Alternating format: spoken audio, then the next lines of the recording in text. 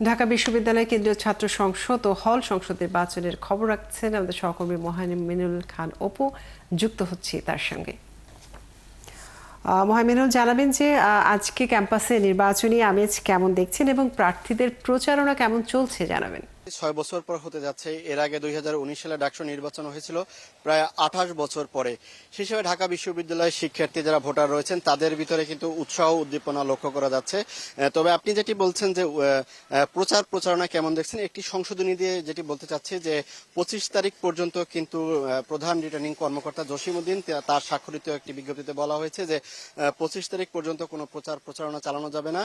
26 তারিখ থেকে কিন্তু এই প্রচারণা শুরু হবে। যদি এর ভিতরে যদি এই প্রচারণা চালানো হয় সেটা কিন্তু আচরণবিধি লঙ্ঘন হবে, এমনটাই কিন্তু বলেছেন। আমরা ঢাকা বিশ্ববিদ্যালয়ের কয়েকজন শিক্ষার্থীর সাথে কথা বলেছিলাম, ভোটারদের সাথে কথা বলেছিলাম। তারা যেটি বলছেন যে এই নির্বাচন তাদের কাছে যে দাবিগুলো হচ্ছে যে হলের যে গণরুম, গেস্ট রুম এবং শিক্ষার্থী বান্ধব তারা নেতৃত্ব কিন্তু তারা চাচ্ছেন। যে বিগত আমলগুলোতে যেটি দেখা যাচ্ছে যে যেহেতু ডাকসু নির্বাচন সহসায় হচ্ছে না, প্রায় 28 বছর পরে 2019 সালে একবার হয়েছিল এবং 6 বছর পরে 9 সেপ্টেম্বর অনুষ্ঠিত হবে এই ডাকসু নির্বাচন। সেক্ষেত্রে তাদের প্রত্যাশা তাদের যোগ্য প্রার্থী আসবে, ছাত্র বান্ধব নেতৃত্ব আসবেন, এমনটাই কিন্তু তারা প্রত্যাশা করছেন। এছাড়া যে ডাকসু নির্বাচনে এখন পর্যন্ত কিন্তু 48 জন বৈধ প্রার্থী এবং জিএস পদে 19 জন এবং এজিএস পদে কিন্তু 28 জন প্রার্থী তারা প্রাথমিকভাবে কিন্তু তাদের কোনো ত্রুটি নেই, এমনটি কিন্তু বলছেন। এবং প্রায় 47টির মতো ত্রুটি রয়েছে, যে সকল ফরমে স্বাক্ষর, ফোন নম্বর সহ অন্যান্য সমস্যা রয়েছে সেগুলো কিন্তু স্থগিত রাখা হয়েছে। এগুলোর ক্ষেত্রে বলা হচ্ছে যে